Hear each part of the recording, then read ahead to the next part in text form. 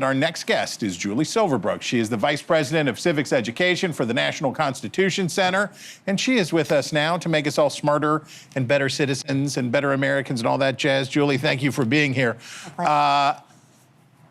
Old people like me, grouchy old people, say kids don't know their civics anymore. Nobody knows their civics or American history anymore. How bad's the problem? Am I overstating things? Probably not overstating things, but I would say that it's not just kids who have that problem. Yeah. I think that civic education has been an issue for at least 60 years. And so you, myself, we all have not gotten the type of civic education that we ought to be as young people. And today, the issue is pretty acute. Like a third of Americans can't name all three branches of government. There's only three, right? And so it shouldn't be that difficult to remember those. Declining faith and trust in democracy, declining faith and trust in the First Amendment, which is, of course, so important to people in your industry.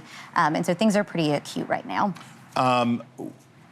The problem of the school piece of it. Now, when I was in school, I went to a school that Mr. Brubaker made sure that we knew all of our civics.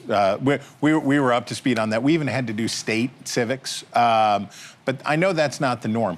Why did civics get taken out of schools? Why did so many schools stop teaching civics and history?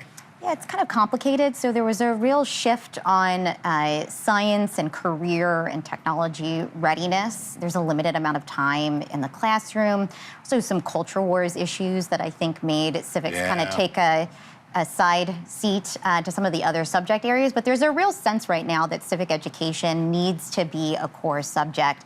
Again, there's efforts to see state legislatures pass legislation to require more coursework on civics throughout K through 12. And so I think there's a recognition that we need to do more on civic education in the schools. But importantly, at the National Constitution Center, we're also really focused on civic education for adults. Well, that was going to be my next question. What are you doing about it? Yeah, so we have a lot of free resources for people of all ages. So we have this amazing interactive constitution, brings thought leaders from the left and right together to talk about what they agree and what they disagree on when it comes to constitutional interpretation. We have a Constitution 101 course, which is for lifelong learners, adults, for high school students. And then also we're about to launch a version of that course for middle schoolers. And we're in the process now of building out more and more courses, videos, and other materials that can be used by learners across the learning spectrum. Because again, we haven't been doing civic education right for 60 years. We're not just talking about kids in the classroom now who need this. We're talking about all people who need access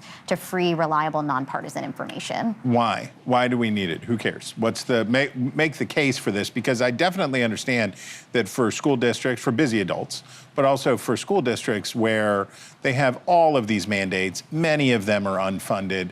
They've got security issues. They're dealing with budget changes, doing all of this stuff.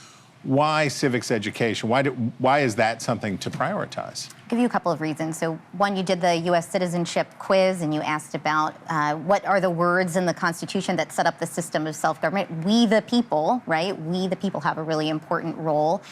Presidents from George Washington on forward actually thought the most important public office in the country was that of citizen. It's a very important role, each of us, to play in our constitutional system of government. We really ought to know something about that system, right, in order to actively and thoughtfully participate in the political process. I'll also just say that there is a sense amongst both Republicans and Democrats, there's been polling by Frank Luntz and others on this, that civic education is the one thing that we all agree on can help solve some of the issues in our body politic today. So everything from polarization to the breakdown of trust in our institutions, there's a real, very strong bipartisan sense.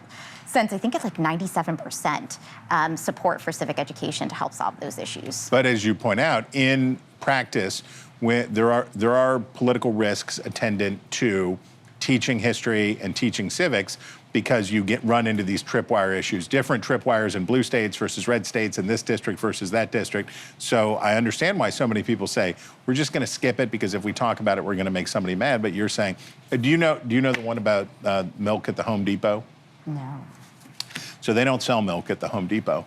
And if I show up and ask for it, they're going to say, sir, we don't have it. If I come back a second time, they're going to tell me I'm crazy. If I come back a third time, they're going to throw me out. And if I have a protest in the parking lot right after that demanding they start selling milk, I am now the American political system 2025. If you don't know what the Constitution can do, if you don't know what the government's for, if you don't know how it works, you're not going to be able to make the right demands of it, and you're always going to walk away dissatisfied. That's right. So you don't go to the U.S. Capitol to address a pothole in your locality, right? So knowing where to go is super important. Understanding how the system works. Totally agree with that. I'm going to use the milk in Home Depot one, though. We're here. I'm just going to reveal I've never been in Home Depot. You've never been in Home Depot? Oh my gosh! Oh my! You're more send my husband. More of a Lowe's person. Okay. Yeah. Julie, thank you. All right. If you knew that the Third Amendment is what forbids the government from quartering soldiers in your home during peacetime, you would know her already. But if you don't, here she is, Julie Silverbrook. We thank you.